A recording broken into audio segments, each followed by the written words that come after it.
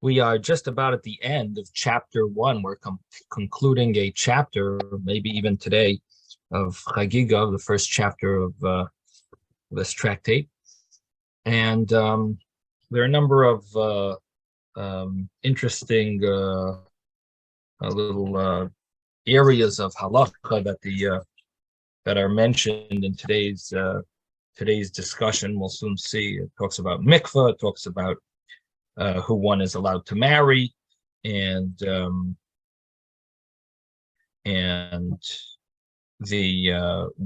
laws of tumah, impurity, and so on. So we have a number of different laws that the Gemara jumps into, short little pieces.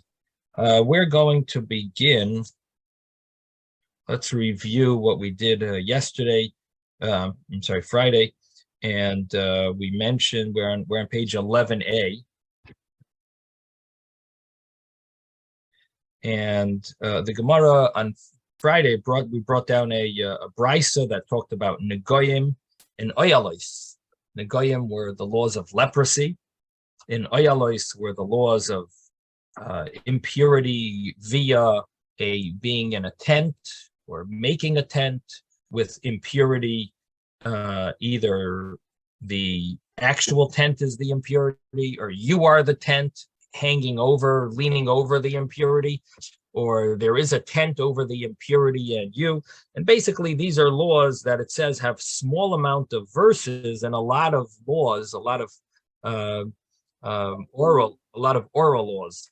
The Gemara had a problem with that because Negoyim, there's a whole there are two parshas about negoyim, about leprosy. There's a parsha called Tazria and Mitzayda. Both parshas, one after the other, the two parshas in a row, they're both about the laws of leprosy. And it seems to be a lot of verses. Why would the Gemara here, the Brisa, I should say, why would it say that it has a small amount of verses? So the Gemara explains that it didn't mean that it has a small amount of verses in negoyim. It meant oyalos, the other law. The other law has a lot of chapters of Mishnah, but it doesn't have many verses. The laws of making a tent over a dead body, and therefore the brisa was not talking about negoyim. The leprosy was talking about oyalos, the laws of this tent with impurity. Now the Gemara then said, "My nafkamina, what is the difference? Why are we mentioning that one has a lot of laws that are written, the other has a lot of laws that are not written, they're oral?" And the Gemara answered that it's practical. If a person wants to know more about the laws of leprosy, the best place to start would be the verses. If you want to know more about the laws of oyalos, a good place to start would be the Mishnayos, because they're expounded there and they're given in detail over there. So more like a practical teaching that if a person wants to look into those things. And the next Gemara talked about monetary laws, and we said this was this past week's parsha. We just read the parsha yesterday about the laws of a person who is fighting with someone else, and a woman who's pregnant somehow gets in the middle of this fight. And there were two cases: either the fetus in the woman's womb is killed and miscarries. Either she miscarries, or maybe she had multiple fetuses, or maybe she has one. She miscarried, and the law would be that in the case of in that case, he has to pay the value. V'nasan b'flilam, he would give according to what the judge evaluates what he owes. He owes what the person who punched, what he owes the husband and wife, the woman who lost her children. The other case was where she actually ends up getting a blow and she dies. So in that case, The question is, does the man who killed her get the death penalty? Because on the one hand, he had in mind to murder his friend or his enemy, I should say, his colleague. He had in mind to give a real hard punch. And in the end, it was not the person who he intended. It was the woman ended up getting in the middle, so she got killed. Now, he intended to kill, but he didn't intend to kill her. So is that called intentional death, murder, or is it not called intentional? Because you had in mind to kill one person, you end up killing someone else. So the Gemara here brought down the opinion of Rebbe that it means mammon, that because he didn't have full intention to murder this woman, so this woman is looked at as not full intention, and there is a value that that the husband is going to have to pay to the inheritors. And even though the verse says nefesh tachas nefesh, which sounds like a soul for a soul, it sounds like the death penalty, but the Gemara understands it to mean, Rebbe understands it to mean mammon, a monetary obligation, obviously a very high monetary obligation. But the point is that we can't give him a death penalty if he didn't have intention. You can't call it intentional murder. Now, it is interesting that the verse uses the term soul for a soul, which sounds like the death penalty. And one of the commentaries mentions an interesting point that it says it that way because it wants to show you how severe this is. This is a very severe sin, a criminal act that was done, in that it's close to the death penalty, that you're right there. You just miss it. And therefore, the verse uses the term nefesh tachas nefesh, almost like saying that you deserve the death penalty, but you just sort of like you miss it by the skin of your teeth. And so that is the statement here that dinim, they have what to rely on, meaning there is a source, but it's not explicitly. In the Torah, what's explicit more would be that it's the death penalty. But the oral tradition teaches that it's a monetary amount. And that was where we got up to yesterday, Friday. Okay, and now we're up to the new Gemara of Avodos. We're on page 11a, and we are maybe about 25 lines from the bottom of the page. It's by two dots. There's the two dots obviously means like it's a new subject, a new discussion, and it's expounding on a new word in the Mishnah. The Mishnah said avodos. So if you look back, the Mishnah was on page 10a, and if you look back to 10a, you see the mem taf nun yud, which means masnisin, the Mishnah, and there it was talking about giving different categories of laws, that some laws are written more, well, it starts off with the least, actually. It starts off with the laws that totally doesn't say anything about. It's maybe, if anything, it's just a hint, or even that, maybe not. And then it goes to laws that you have they're hanging, they're like mountains hanging on a hair, which means there's a little hint to it, and then it talks about cases that are yesh lahen al mashi yismeichu, they have what to rely on, which means they're not explicit, but there are laws that we have sources for.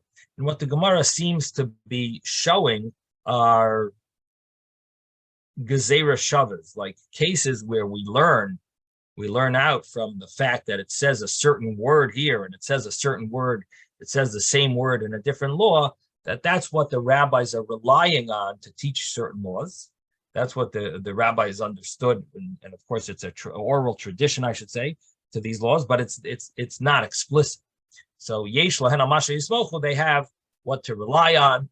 There is a word in the Torah, but it's not explicit. and it's meant to teach us these rules. And the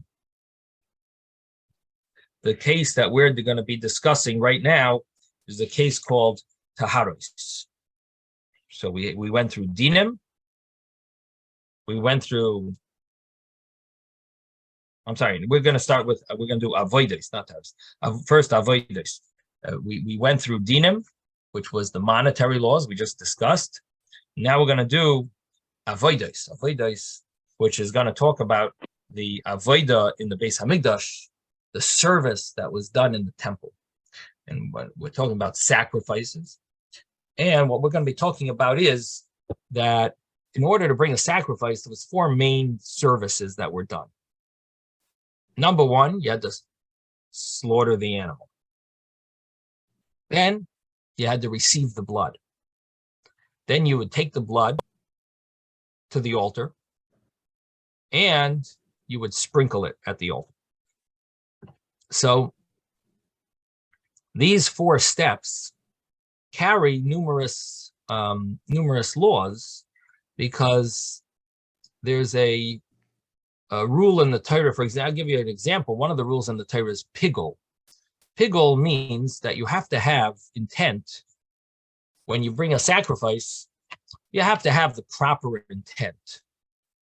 And that proper intent would include, like, you shouldn't have in mind, you know what, I'm supposed to consume this animal within 1 day and 1 night, right? That's the law. Well, I'm having in mind, I'm going to have guests coming tomorrow. We're going to bring that. I'm going to have in mind another day. I'm not going to do exactly like it says. I'm going to have in mind the wrong intent. You're supposed to consume this animal within the first day and first night. But you know what? I'm having a little different. I'm thinking now, this is a nice size animal. I'll probably have a little extra meat. I'm going to have, I'm going to have the meat an extra day, probably. I have a refrigerator at home. I have a good refrigerator. I'll have the meat a little extra.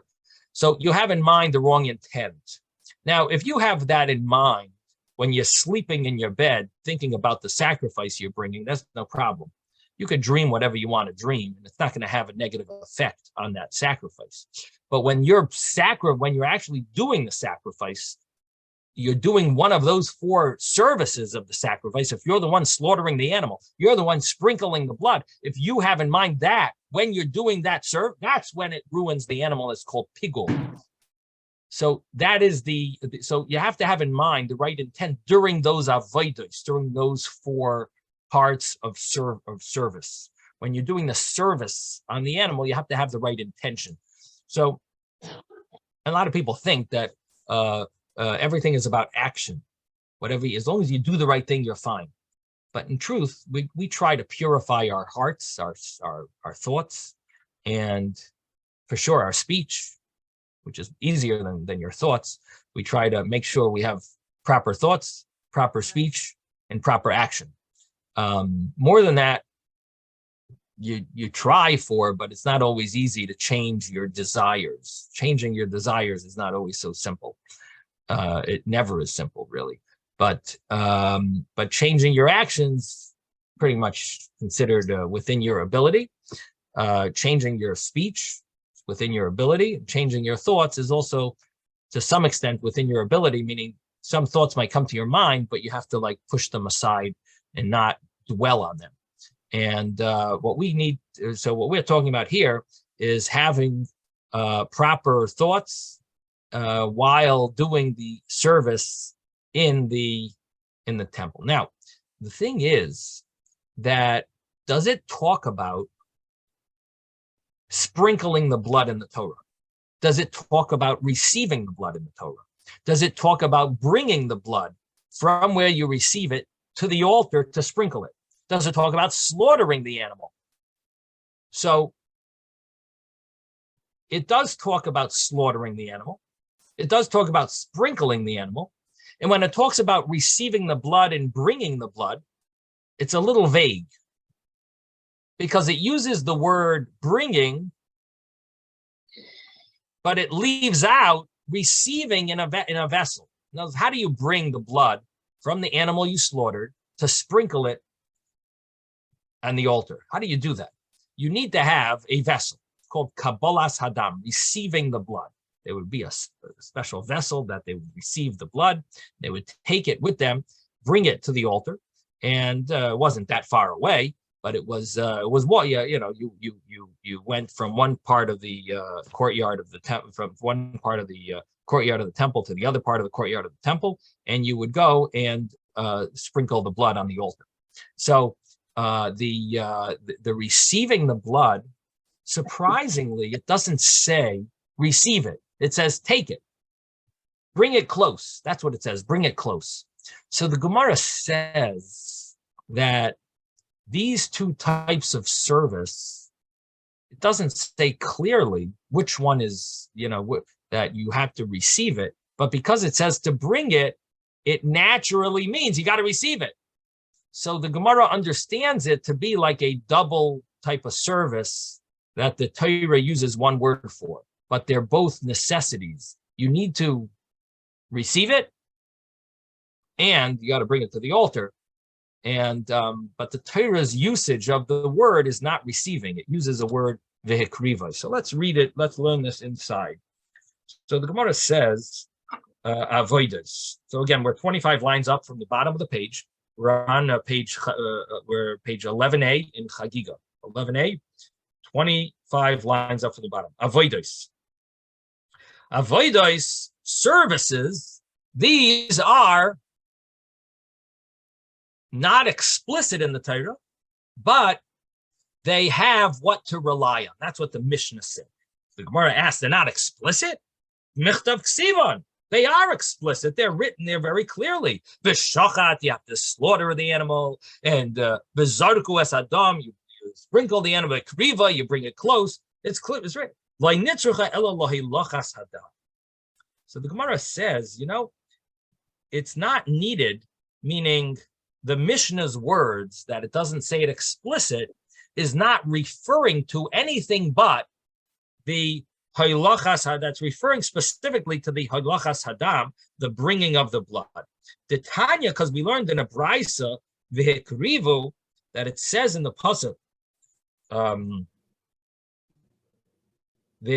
b'nei Aaron hakohanim es hadam.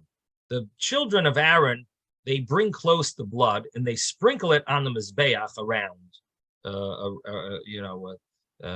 which is by the entrance of the Oyhel Moed, the tent of meeting.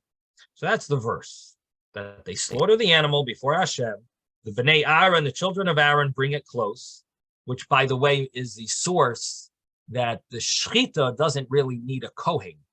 You could use even an Israelite to slaughter, because it doesn't mention kohen until it says v'hekrivu.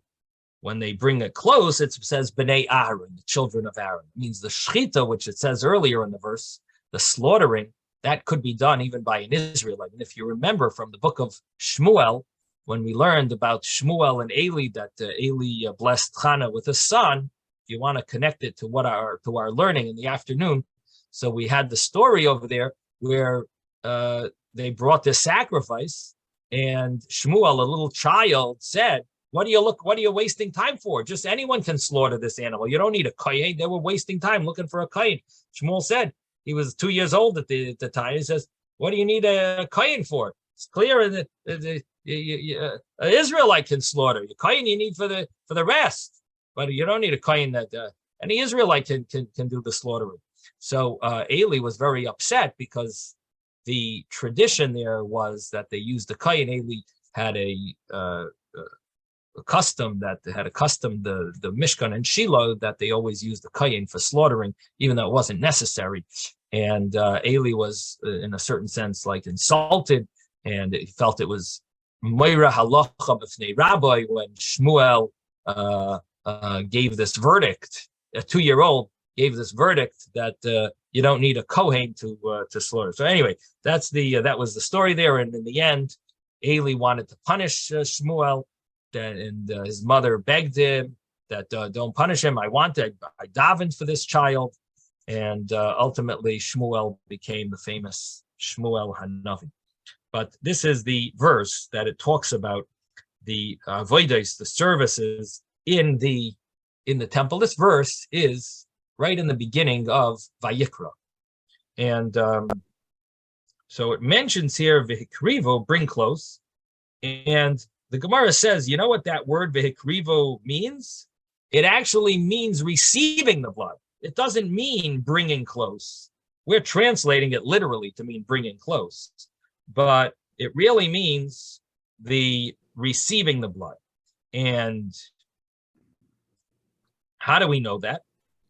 Because Rabbi, yes, Ben. before we go too far, the Kohen doesn't have to do the shechita.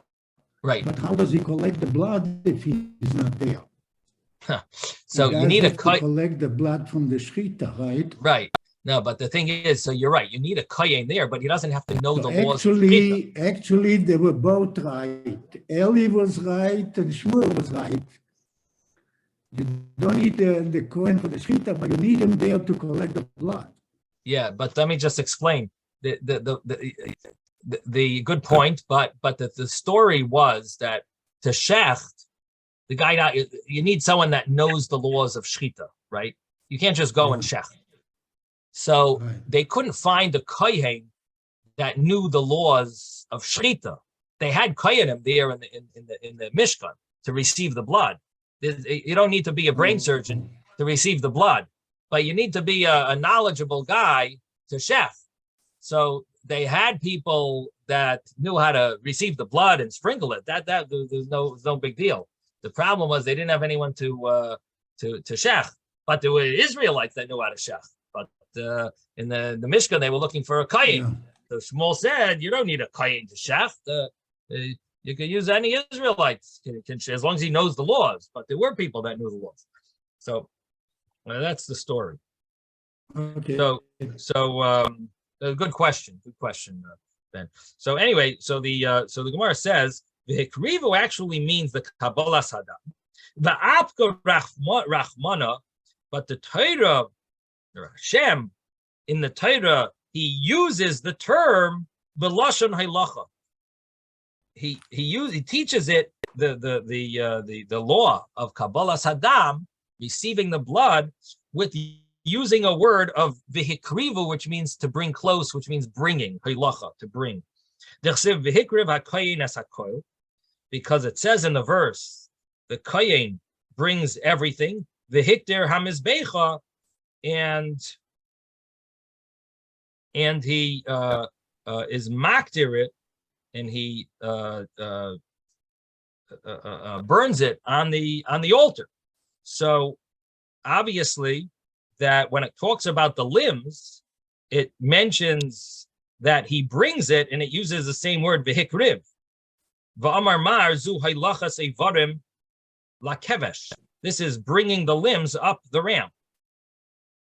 So why is it that the Torah uses the word v'hikrivu, even though it means receiving the blood? And we know that because what's the first thing you would do after slaughtering is you got to grab that blood.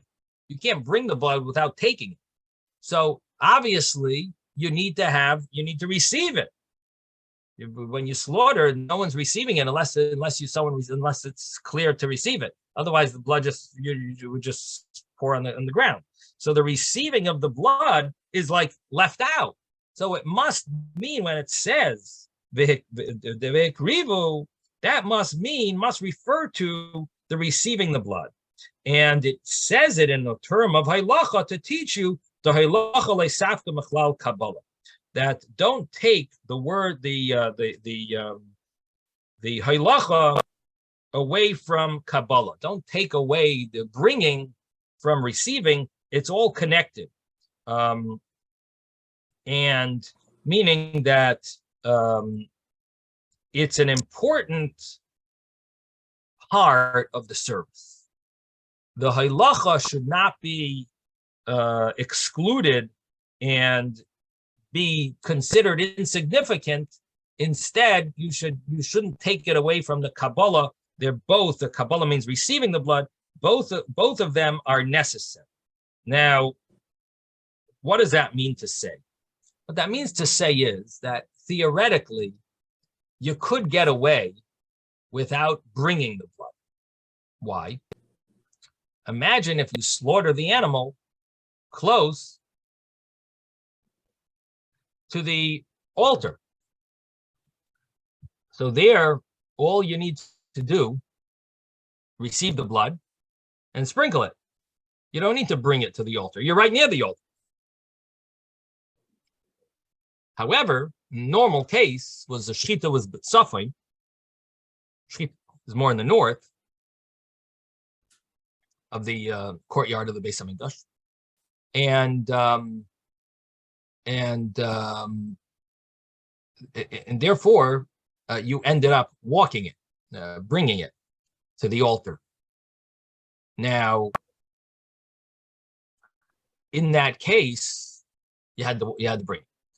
So you received it and brought it. So the Gemara here tells us that even though it doesn't say clearly the bringing it, but yesh lahen al mashi yismeichu, there is a source for it, and that is the fact that it uses the word bringing, even though the word really refers to Kabbalah, and that's the way the Gemara, that's the way we have a tradition that it refers to receiving, but because the Torah says it in a way of bringing, it's teaching you that bringing is also an avodah. It's one of the avodas that you could theoretically go roundabout and not do it.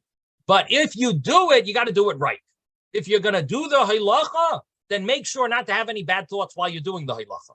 It's part of the avodas. It is one of the avodas. How do we know it's one of the avodas? What do you mean? It doesn't say to bring it. The verse that says bring it actually means receiving. But it says it in the word. The wording that it uses is bringing. So the Gemara says that is the source that you need to bring it properly if you do bring it.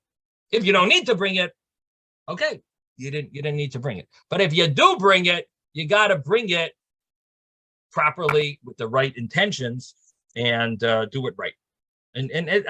My example was the right intentions. There are other points as well. I should say, like for example, you need to wear the big day kahuna when you do that bringing. You need to wear the clothing. The kohen has to wear his big day kahuna. It has to be a kohen. It can't be an Israelite bringing it. It has to be a kohen. He has to wear the big day kahuna, and he's not allowed to do it if he's an oinen. He's not allowed to do it sitting down, and he's not allowed to do it if he's uncircumcised. Oinen means if his relative passed away that day. He can't do that avodah.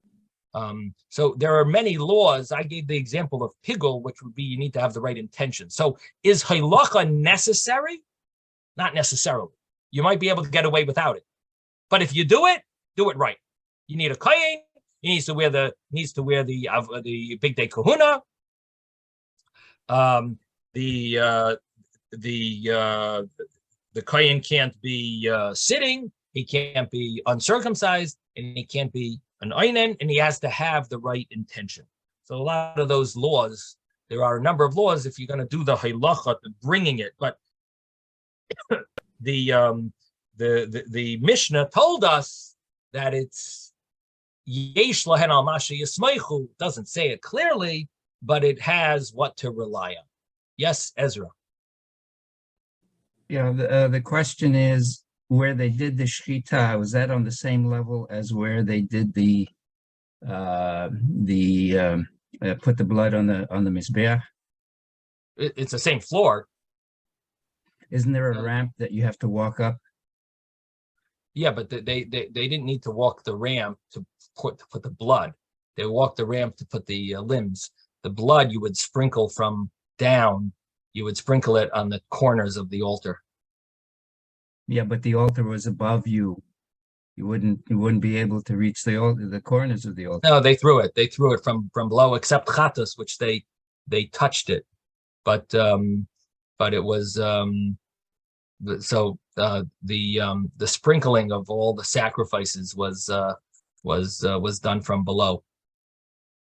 Okay. Except besides for chatas, which you touched the corners. Now the reason why I'm asking is even if you have to touch, That means you have to walk. Even if you did the shita at the bottom of the altar, you still end up having to walk up the ramp. So No, you can't get away with it. So first of all, the question is how tall was the mizbeach in the Mishkan, let's say. So it's this week's parsha, right? And if I'm not mistaken, it's a machlekes. Is there a machlekes about the? Let me get a chumash and we'll just take a look. I think it's a machlekes.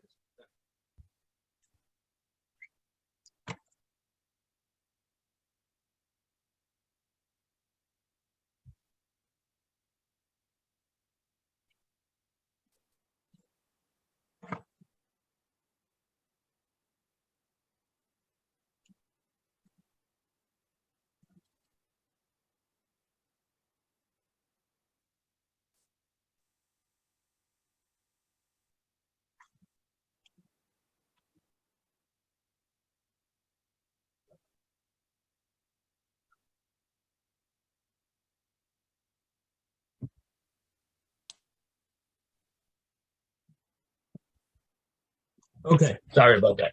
So the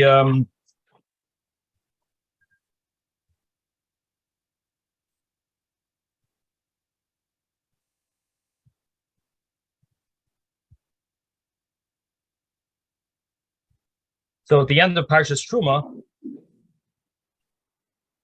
it talks about the mizbeach. Well, sisas mizbeach atzei shitim. You should make the mizbeach of atzei shitim.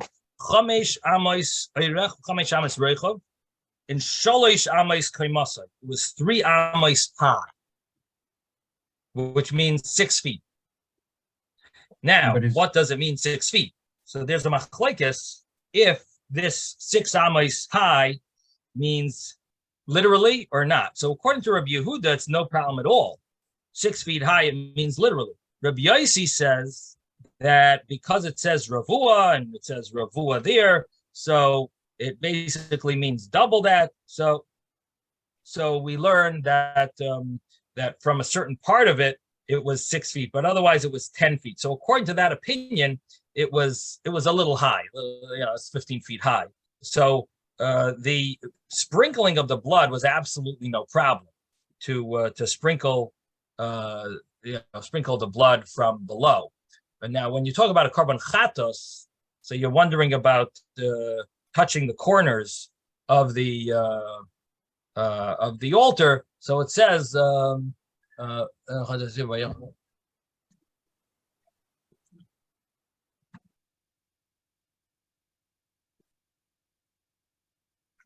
Take him outside. Just walk him around outside.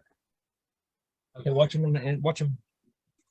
Sorry about that. So when it talks about the chata, so it says in the in the beginning of the karbanis, so we say that shchitasam etzafin, it would be slaughtered in the north, and the kibul dam v'chlishares b'tzafin, you receive the blood in the north.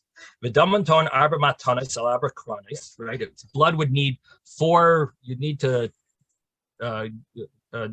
touch it 4 times on the 4 corners.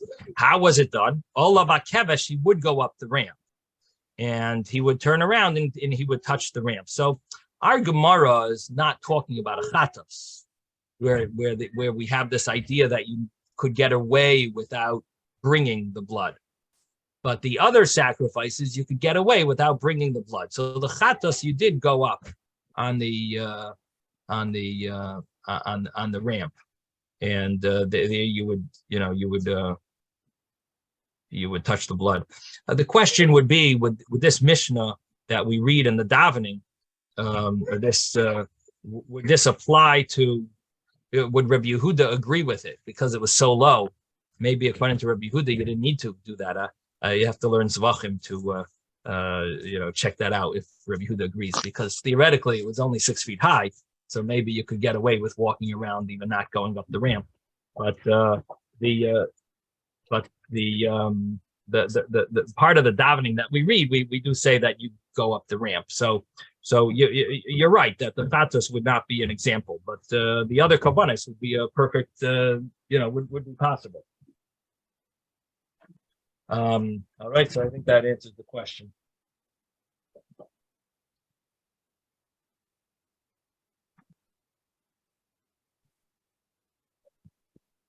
Okay, so going back to our Gemara, so now we have the law of avodas, and we're going to now do the next law, and that is taharos. And taharos means becoming purified from the impurities of tumah, of being tameh. Now the Mishnah had said that yesh lahen al mashe yismeichu. It has what to rely on, but it's not explicit in the Torah. Now the Gemara asks, michtav ksivon. What do you mean? It is written very clearly in the Torah. It is written very clearly in the Torah, the law of mikvah. The law of mikvah is written clearly, and so it talks about different types of tumas in the Torah and how you need the sprinkling, when you need the sprinkling to be done, and the mikvah, and so on. So the Gemara answers that purifying from impurity, that what it's telling you is that it doesn't say clearly is how big does a mikvah need to be? How big does a mikvah need to be? Now, it doesn't say that. The Tanya, because we learned in a brisa, v'rachatz b'mayim. It says in the Torah that he should rinse himself in water. What does that mean? So the Gemara understands it to mean that he's toivel in water, and means that he dunks in water, and b'mei mikvah, in a gathering of water, that in other words, when it says b'mayim, in water, we understand it to mean water that is naturally had come there, not that you brought there. In other words, barachatz b'mayim, and b'mayim, in the water. So Rashi tells us that it says a patach b'mayim.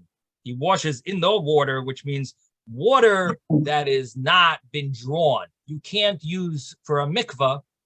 You can't take water from the river and bring it into your swimming pool and say, "Oh, I'm going to use that as a mikvah." It can't be shu'uvim. Shu'uvim means drawn water. So it says v'rachatz b'mayim. So the Gemara says, it has to be mayim b'mei mikvah. It has to be water that naturally, on its own, gathered together. Not that you made it, you gathered it together, but that it gathered together. So if you have a hole, if you have a swimming pool and it rains in the swimming pool there was no water in it in the first place, and the rainwater filled it up, you would be able to, theoretically, according to different technical issues, but you should be able to use that as a mikvah. But if you brought the water from the tap and you brought it there, that would not fit this b'mayim, this statement that it has to be in water, that the certain type of water that you're using, which is called mei mikvah and not mayim shuvah. Now, I will mention, maybe we'll talk tomorrow, that there is other interpretations here, but this is the way Rashi learns it. I'm sorry, I didn't. Mayim chayim, no? No, it doesn't mean mayim chayim. No, but mei mikvah is the first point of this brisa, that it has to be water that's not drawn. And then comes the next point, is es kol b'sarai, your whole flesh, which that is the source of what we're talking about. So the first point is not what we're getting at. The first point is that it has to be water that's not drawn. The second part is that it has to be kol b'sarai, your whole flesh. Now, how much water does it need for your whole flesh to be able to dip, to dunk in water that your entire flesh could fit in. Mayim shekol gufay oila bahen, water that the entire body of a average sized person could dunk in. The kama hein, how much water would that be? Amma al amma, that would be 1 amma, 1 cubit by 1 cubit, berum at the height of shalish amas of 3 cubits. So Bashiru Chachamim, and the rabbis calculated how much does that equal? So the rabbis calculated May mikvah arboim saw. It has to be 40 saw. Saw is a certain measurement, and the rabbis argue exactly what the measurement is, but the mikvah has to be that amount. Now, when you go to a mikvah,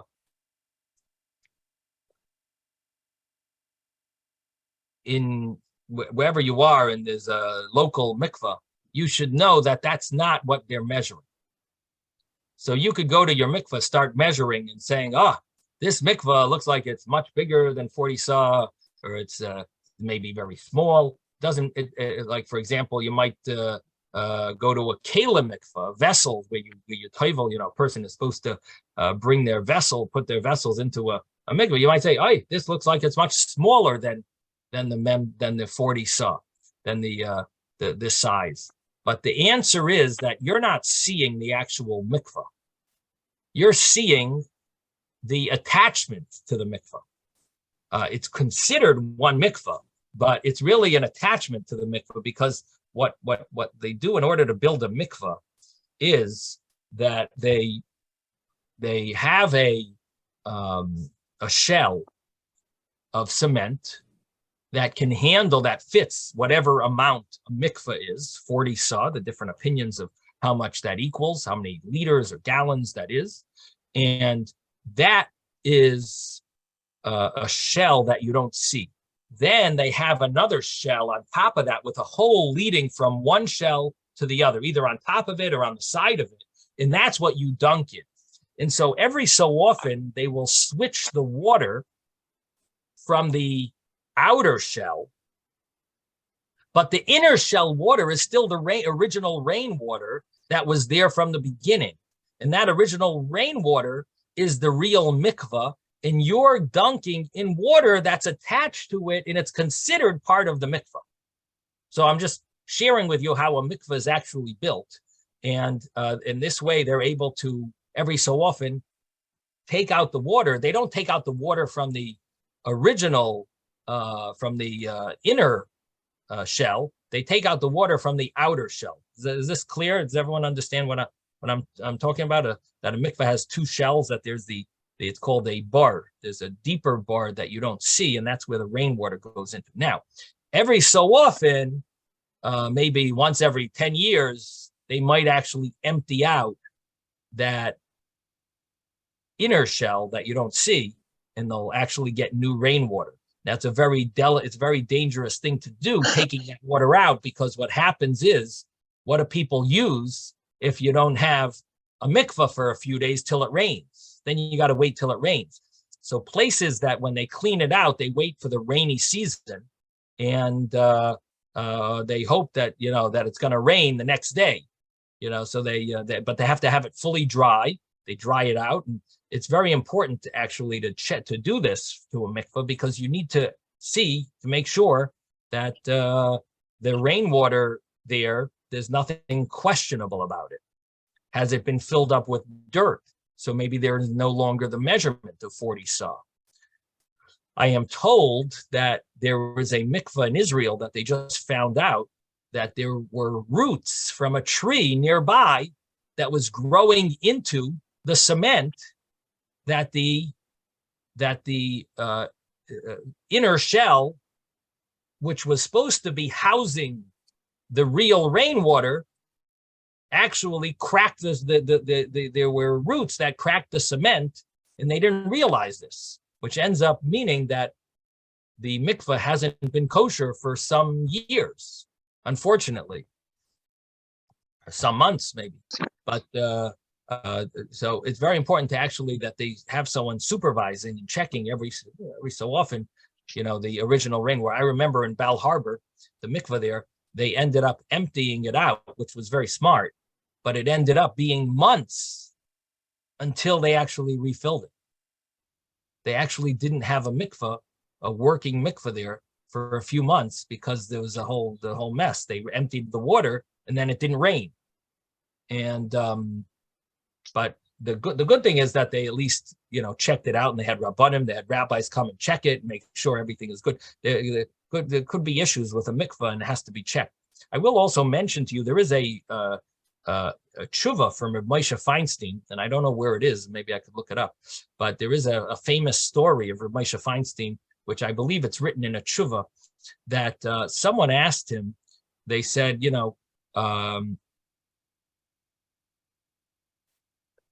a woman is supposed to go to mikveh once a month after she menstruates.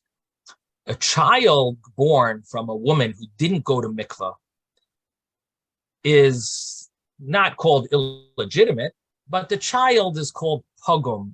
It's like a little blemish. There's a blemish. It's not like he's not 100% pure.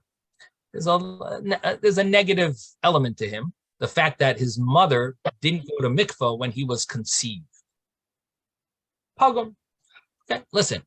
It's everyone has little issues, and no one's perfect. So the child that's born from a mother that didn't go to mikveh would be considered like a blemish. There, it's called his pogum. Someone wrote to the Reb Moshe Feinstein or asked him this shaila. They said, my daughter wants to get engaged to this boy, and his parents were not from at the time, and maybe they're still not from, and the child didn't. It was born without the mother going to mikveh.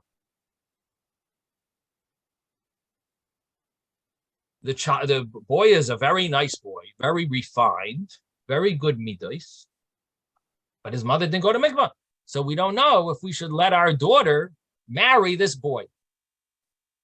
So Reb Moshe Feinstein said, well, if he has good midos, if he's very refined, very a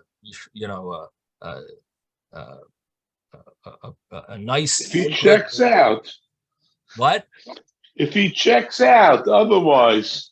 If he seems very, very good guy, and a refined guy, a pure guy, then it probably his mother didn't realize, but she probably ended up doing a mikveh dip in the ocean or in a pool that was considered kosher for a mikveh, and she didn't even realize, because there's chances that a person went to mikveh and they don't know, and it's still considered a kosher mikveh. Like if a woman goes swimming in the beach, it could be considered a mikveh if her bathing suit is not too tight, and she, it's possible that it could be considered a kosher mikveh.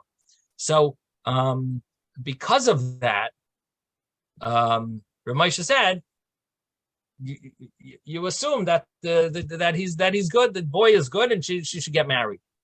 Nowadays, people, of course, are, we know everyone has more issues, and if you have someone refined, I don't know if you need to rely on that tshuva of Reb Moshe to marry. The fact is, people are very comfortable marrying anyone that you're lucky you marry someone that's from, and that's. But of course, it's ideal to marry someone whose mother went to mikveh. But anyway, so there is such a tshuva. So I'm mentioning that because we just learned this Gemara about May mikveh, that really a swimming pool would not be a kosher mikveh. But there are ways of using water that there are different. There are ways of possibly that it could be considered kosher if you let the water. If it travels along the ground, there is a way of making water that's not rainwater into mikveh water. There are, it's possible. There are certain leniencies that could possibly be relied on, not preferably, but after the fact, that some waters that we think are not good for mikveh and we would think that wearing a bathing suit would ruin a mikvah under normal circumstances, right? You shouldn't wear a bathing suit for mikvah, but there are situations where it would be considered that it's a kosher, that it is actually, it was a kosher mikvah. Yes, Ezra. You said that the young man is considered pagum because his mother did not go, but doesn't he remove that if he himself went to a mikveh, let's say in preparation for Yom Kippur or Rosh Hashanah or any of the other holidays? So let me just mute everyone 1 second. Okay, that's good. I'm not sure. First of all, we don't really know what the word pagum, to what extent does it mean. Everyone's got this, who's perfect, you know what I mean? So everyone has little things. To say that he's pagum means he has a blemish. If someone has a fingernail that's not in the right. I'm just asking a very simple question. If he was considered to be pagum. Yeah, I don't think it works. Yeah. Does him going to the mikveh work? Remove that from him? I don't think so. I don't know of such a source that it would. And if it would, oh boy, if it would, 1 second. If it would, then Reb Moshe would have just said, why doesn't he just go to mikveh? Right? But now there is a concept, and I don't know to what extent this works, but the Lubavitcher Rebbe once would tell people, or there is a statement from the Lubavitcher Rebbe that women who didn't go to mikveh when they were younger, if they go to mikveh later, it somehow will have retroactive effect on the child. Does it mean the child no longer has any pogum, no blemish at all? I don't know. I have to look up what exactly the Rebbe said, but there is a concept that going to mikveh later, if a woman would go to mikveh later, it would be like tshuva maybe to some extent, and it would be somehow retroactively have a positive effect. And the Rebbe would encourage, there is such a saying that the Rebbe would encourage women to, after, even though they didn't go to mikveh when they were having their children, but at least afterwards they go to mikveh, they should know that it'll help it'll have a positive effect later. So that's that's a way, that's a after the fact, that's definitely a positive, important thing to do, which also means that there are women who never kept mikveh, even if they didn't have kids. It's also important to mention that, even as they get older and they no longer menstruate, they should go to mikveh once, because if they go to mikveh once now, then they are permitted to their husbands. If they don't go to mikveh, every time that they're with their husband, they are considered a menstrual woman who's having relations with, a man is having relations with a woman that's menstruating because she never went to mikveh since she menstruated, even though it was 30 years ago, but she never went to mikveh after that. And even though she might have gone to a swimming pool and this and that, but the swimming pool is definitely not 100% kosher. Generally, it's 100% not kosher. And an ocean is also generally not kosher because she's wearing bathing suits. And there's a chance that she didn't do her hair, and she didn't. Yeah, there are other issues. Did she have the 7 clean days before? There are definitely, many issues that would make it that it's not kosher. It's like a miracle to claim, maybe she went to a mikveh, maybe even though she didn't realize. That's a very rare thing. And the proper thing to do, the halacha would be that a woman should go to mikveh at least once after she finished her, after menopause, at least go to mikveh. And then every time she's with her husband, it's not a sin, it's a mitzvah. And instead of every time, so it's a very simple thing. Now, the way to go to mikveh is she will have to count 7 clean days. She would have to wait 5 days from the last time she has relations. No relations for like 12 days. She has to wait 5 days, no relations, and 7 clean days that she checks herself. In other words, she sees that she's not bleeding, even though, of course, she's in menopause, but nevertheless, she would do a check that she's with a certain cloth that she would check herself for 7 days. So 5 days no relations, then another 7 days no relations, but those 7 days is the clean days, and she would wear white, and then she would go to mikvah, and then every time they're together, it would be a mitzvah, and otherwise it's considered like a sin of living with a woman who is menstruating. Okay, so now that gets us into this discussion of mikvah, and the main point of our Gemara was that it doesn't say clearly how big a mikvah has to be, but the Mishnah said, our Mishnah told us that it doesn't say explicitly, but yesh lehen al mashe yismeichu, there is something to rely on. What is there to rely? There is like a source of how big the mikvah is. It's not explicit, but there is a source. What's the source? It says kol basara, yes, kol basari, all your flesh. So the source is that it has to be a body of water that's big enough that your whole body could fit into a regular person's body, and we calculated how much that is, and it comes out to be the 40 saw measurement. Saw is a certain size, and 40 of them, so let's say saw is 5 gallons, so 40 of them would be like 200 gallons or something, whatever. I don't have it in front of me, maybe I'll look it up for tomorrow, what the exact amount of different, there's two common opinions of how big a mikveh has to be. There's the opinion of Rabbi Avram Chaim Noah and the opinion of the Chazon Ish. Those are the two famous views of measurements, and so generally the mikveh, they try to cover both. And maybe tomorrow I'll get you the exact measure, how much the actual mikveh has to be. It's a complicated thing. There are certain rabbis that specialize in how to build a mikveh. If someone were to want to create a mikveh, there are rabbis, like there's a Rabbi Grossbaum, there's a Rabbi Yirmiyah Katz. These different rabbis like specialize in mikveh, in building mikvahs that to make sure that, because they have to use a certain type of cement, and make sure that that it's done in a way that the water never goes through certain pipes. Water never is considered in a receptacle, because once the water, if the rainwater would end up going into a receptacle, that would cause the rainwater to now not be rainwater. It's now called drawn water. So it's there needs to be supervision to make a mikvah a kosher, to make it proper mikvah. But anyway, the point of our Gemara is that it needs to be 40 saw, and the whole body, the amount that a regular person's body could fit into, and that's the actual mikvah. And we dunk into a shell that's either on top of that or it's on the side of it with a hole that attaches the water to the water, and it's called hashaka, which it attaches.